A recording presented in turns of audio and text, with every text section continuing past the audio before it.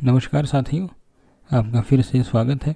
इस बीच नियमबद्ध तरीके से फिर से वीडियो जारी करने का सिलसिला थोड़ा डगमग हो गया था, क्योंकि मैं इन दिनों कुछ यात्राओं में था कई जगहों पे।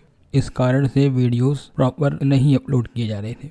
तो आज की ये वीडियो पूज्य श्री भाई जी के पत्र पे आधारित है, जिसे लिखा गया था 3 तारीख 6ठा महीना और 1953 का।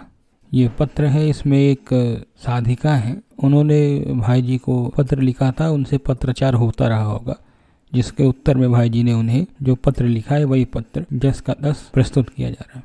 पूज्य श्री भाई जी अपने पत्र में उन्हें लिखते हैं कि सप्रेम हरिस्मरण, तुम्हारा पत्र मिला।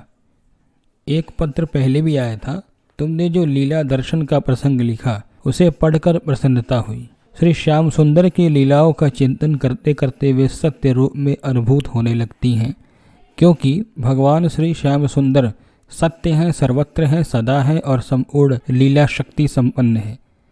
अतएव उनकी सत्य लीला के दर्शन लीला चिंतन करने वाले को अपने आप होने लगते हैं। दिन रात उनकी पवित्र मधुर लीलाओं के अनंत सागर में ही चित्र का प्रवाह प्रविष्ट होता रहना चाहिए। तुमने एक पूर्व की घटित बात लिखी, सो ठीक ही है। अपने अंतरंग साधन तथा अनुभव की बात किसी के भी सामने कहनी नहीं चाहिए, क्योंकि वो बातें प्रकट करने पर कभी कभी बहुत बड़ी रुकावट आ जाया करती है साधना मार्ग में।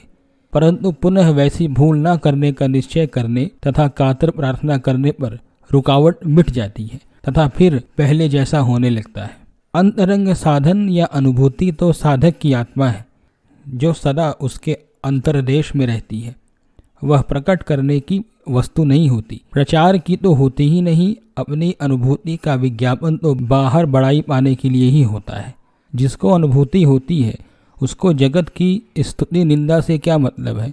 अतएव भविष्य में सावधान रहने का निश्चय करके प्रार्थना करना, भगवत कृपा से फिर वैसा होने लगेगा।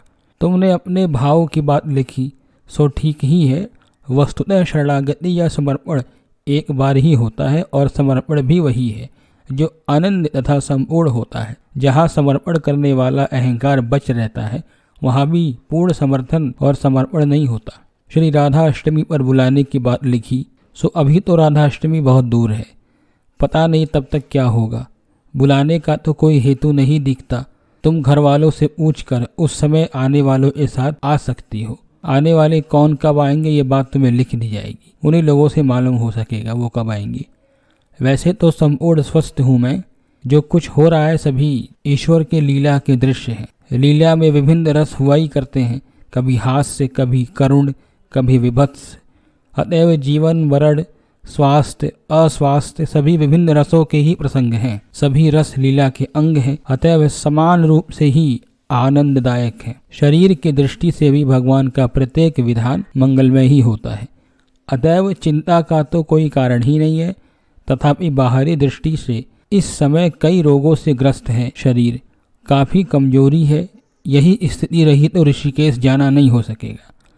तुम प्रसन्न रहना। भगवान की स्मृति, लीलानुभूति मन से, वाणी से, उनके नाम गुण का रटन तथा शरीर से सभी क्रियाओं के द्वारा उनकी सेवा करती रहना।